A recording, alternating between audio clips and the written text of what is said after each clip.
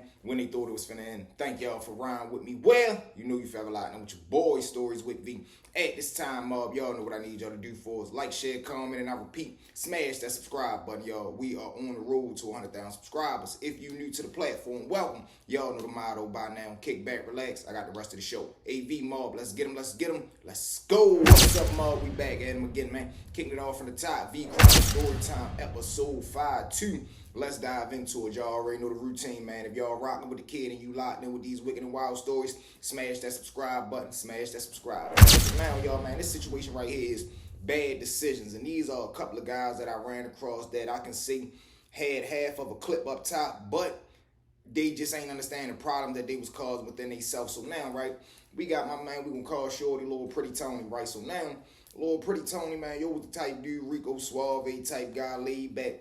But he just had a fascination for the soft legs, man. I'm talking about, like, the soft legs had him gone in the mind, man. Broads was his biggest weakness. Like, you know, everybody got a vice, whether that be drinking, gambling, broads, money, whatever the case may be. Every man got a vice, but it's up to you to channel what that is and put a clamp on it. You feel what I'm saying? So now, Shorty always running around. He booking the broads. He knocking them off, and he always had drama behind females, meaning whether that be the broad just pulling up on him, oh my God, I caught you cheating, you ain't no good, bye, bye, bye. He bringing drama to the block on that tip. Or he done knocked another dude girl off, so now they coming around, look, man, what, you done lost your mind, man, you ain't got no respect, man, you knew me and her. And it wasn't like he would knock off dudes, bros, who he ain't know, even though he would do that too. But the problem came in when it's like, man, you know me, you know this my broad. And it's a difference when you got guys that'll be dealing with a broad, right? They might bring her around the block. Now, when they mind, they playing tough. I don't care about Shorty, man. That's one of my little freaks, man. I ain't tripping about nothing. You know what it is with me, true player. So now, 3 months later, nigga might bump her down the spot. And now in they mind, man, bro, don't care about her. He said this is little side piece. Now they get to getting in with her, and they end up liking her. And now when he like her, he like, well, no, this not my little side piece. This really my bro. So whatever y'all had going on, you gonna have to end that if it ain't already ended. Or nobody around here talk to her because this is my bro. And then boom, there you go. Because now you done went from you don't like the girl because now I like her though you want her. Like, come on, what the fuck type games you playing? If you like her, say you like her so that way don't nobody do nothing. And if a nigga do cross them lines, you already know it's disrespect because I done told y'all this my girl. So now, boom, he would have them type problems. So now he ripping and running through the city. He putting his Mac down for real. He ends up getting into a situation where as though he run across a little female. Now, he know this female boyfriend. They done did business with each other.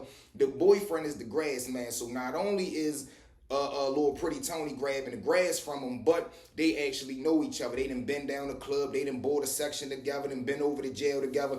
My city is real small, so if you somebody that's anybody, even if we don't know each other, we got mutual people that know each other. So it's like one big ass circle or one big ass family. So now he ends up booking a broad for real, so forth and so on. Now, she really no good too because when they meet down the club, she tell him like, man, you know my boyfriend. Of course, him, I don't give a fuck who your boyfriend is, man. You know what's up with me. So now, already disrespect him talking slick out the mouth. And let me add on top of this, Pretty Tony ain't a gangster. He run with some thugs. He run with some niggas that get wild. So here we go again. People get in the mindset of, I hang around wolves, so I'm a wolf. No, you might just be a sheep that the wolves just ain't preyed upon yet. You feel what I'm saying? You might just be a little cool nigga. You harmless, laid back. Niggas letting you rock. So now, when he say that slick talk, he don't know that the broad, she a player. So yeah, she might let you, get your little rocks off, and she might have you buy her a bag. She might have you give her some money, get her hair done, whatever the case may be. You got broads that'll get with a nigga, take his money, and bring it back home to her real boyfriend. So it's a wicked and wild game. So now, she ends up getting busted. She get drunk down the club. They slide off. So now when they slide off, he ends up putting her together. He busts her up. So now when he busts her up, he, give her a couple dollars for real. She go back. Now when she go back, she ends up, she's still a little intoxicated. So when she get home, the boyfriend like, man, where the fuck you been at? No, you went outside with your girl. Why the fuck you smell like liquor? Why your hair all messed up? He started putting the pieces of the puzzle together. So now her, as a diversion, she say, I was down the club with my girl. And matter of fact, what the fuck you got going on out in the streets? So now she done spun the whole argument. He like, what the fuck is you talking about? She like, yeah, I seen my homegirl was talking to some dude down there. He had his homeboy, some little nigga named Tony, talking about you's a sucker. You owe niggas money, bop, these pounds ain't yours. The nigga that you work for really the boss. Now, mind you, Tony said a little bit of this, but he ain't say all that. So all 100 on 10 that she putting on this, these is either her real feelings, emotions, or she just really scared that she in the midst of getting caught, so she's trying to throw him all the way off. So now he done lost focus on the original argument, which was where the fuck you been at and why is you coming in here at 3 in the morning? But now he focused so much on what she done said about Tony. What? That nigga said that about me? All right, bet, say less. He dips off, so now she like, whoo, that was a close one. He go in the room now, he all fired up. Mind you, this is 3 in the morning. He jumping on the phone call, man, what the fuck was up with the little nigga Tony? Man, when niggas come outside the mall, we pulling up around that motherfucker. So now he done got the location on where, pretty Tony be hustling at. And mind you, like I told you, they know each other. But it's like, okay, I know you from over west, but I might serve you the pounds out the county because I don't want to pull on your block for whatever reason. And I don't want you to know where I lay my head at. So we just got a landmark on where I bit you at. So it's like, yeah, I know you, but I don't really know where you be at over west. You might be down the Grove, down the avenue. You might be at the village. I don't know where the fuck you at. You just say you over west. And honestly, I don't care. As long as you meet me at this spot out the county and you got the money for the pounds, I got the pounds, business is good. I don't care what block you from. You could be from this alley right here. So now he like, all right, that's a bet. He goes through the night for real. He's still on his broad a little bit, but that little Tony shit on his mind real heavy. So he kind of like let that shit rock. Now he wake up the next morning. He all hooping and hollering. He jumping all on the phone calling niggas. Man, where the fuck shorty at? Bop. Now he has Tony's number. He realized this like, what the fuck? Oh, man. Because now he's starting to piece it together like, hold on, Tony, what the fuck shorty look like? Light-skinned nigga. Now, mind you, he didn't cause this whole commotion off of a little dude named Pretty Tony. But the dude that she rocking with, he got Tony saved in the phone as Lord T. So I don't really know your name is Tony. So now once I start to get the description and the nigga tell me like, man, the little light-skinned dude you be hitting on the pound, little Rico Suave head nigga. What? Yo, bitch ass. Man, say less.